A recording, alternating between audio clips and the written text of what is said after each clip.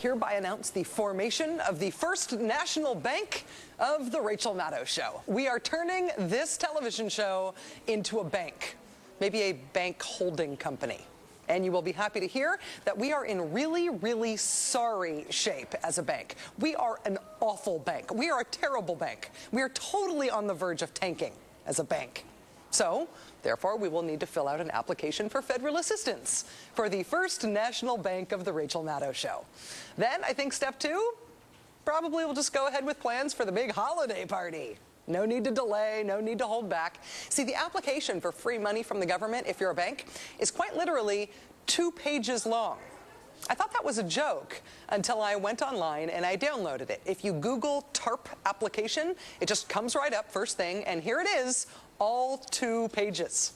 The first page consists entirely of lines where they ask you to fill in the name and address of the bank and a primary and secondary contact person. That's half the application done right there.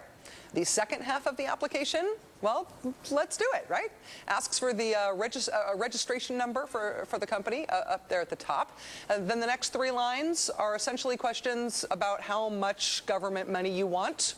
This next line is essentially, how's your balance sheet?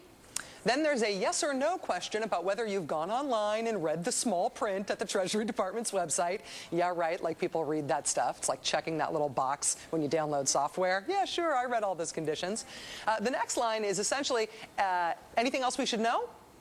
And then down at the bottom, this is a really tough one. Down at the bottom, they say, state the type of company you are. Ooh. Probing. Then there's a line for the date, that's a hard one, and a line for the boss's signature. And actually, you don't even need to provide the boss's signature if you don't want to. It says boss's signature or the signature of a designee. You know, just for hoots, when we do the first national bank of the Rachel Maddow Show application, I'm going to say that Bilbo Baggins was our CEO's designee and just sign that name just to see if they even notice.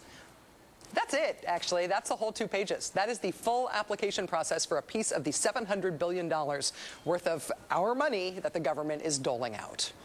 Have you ever applied for a loan for anything? House, car, small business, anything? Have you ever applied for public assistance, unemployment, food stamps, welfare? If you haven't, I can tell you this. The application asks for more of a commitment than name, address, how much do you want, anything else we should know, love Bilbo Baggins. For regular humans, that's not what getting a loan is like. It's certainly not what getting welfare is like, which is why I'm going to try to turn myself into a bank holding company, and maybe we all should. You know, since they didn't have to disclose much to get the money, the Associated Press followed up with some of the banks that received federal bailout money to ask them what they did with our money. They asked 4 pretty darn simple questions to 21 banks that received federal bailout money. Number 1, how much has been spent? Number 2, what was it spent on? Number 3, how much is being held in savings? And number 4, what's the plan for the rest? Seems like a reasonable list of questions, right? I mean, we gave them the money. Shouldn't we at least get to know how they're spending it? Not if you ask them.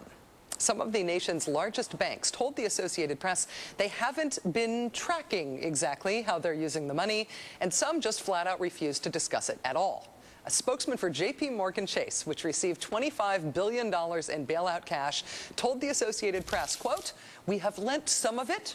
We've not lent some of it. We've not given any accounting of, here's how we're doing it. We have not disclosed that to the public. We're declining to." Oh, you're declining to. Yeah, try that with your bank. The Associated Press says not one bank provided even the most basic accounting for the funds. Some were more evasive than others. On the one end of the spectrum, the most disclosive, maybe, was Wisconsin-based Marshall and Ilsley Corporation. They said, quote, the $1.75 billion in bailout money that they received allowed them to temporarily stop foreclosing on homes. Great. Tangible results, thank you. I'd love some specifics, but hey, you're showing the right attitude. On the way other end of the spectrum, we find the Bank of New York Mellon, which received about $3 billion bailout dollars. Their spokesman, Kevin Hine, said, quote, said he wouldn't share spending specifics and added, quote, "I would just prefer if you wouldn't say that we're not going to discuss those details." We're not going to tell you anything, and we're telling you you're not allowed to report that we're not going to tell you anything.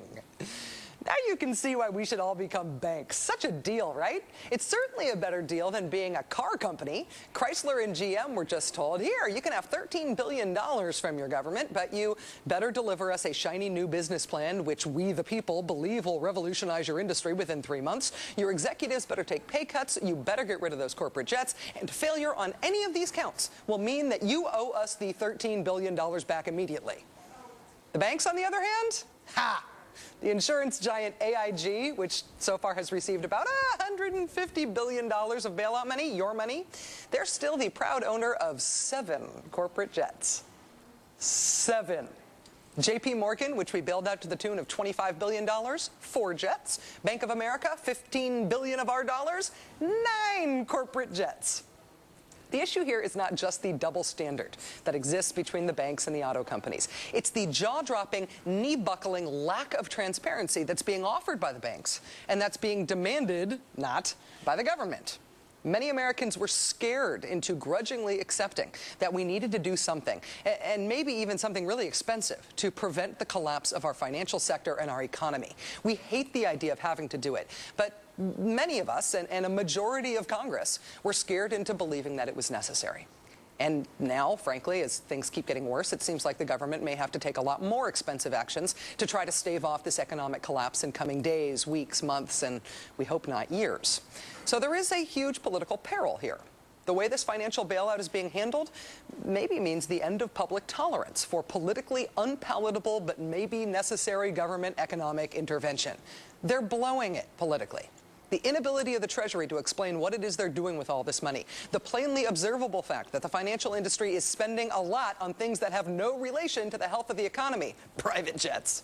And the raw disdain with which both the Treasury and the banks are treating the true blue, totally understandable, fair and square American demand that if we're giving you the money, we get to know how it's being used, if it's being used, and that it's not just being funneled down some gold-plated corporate rat hole.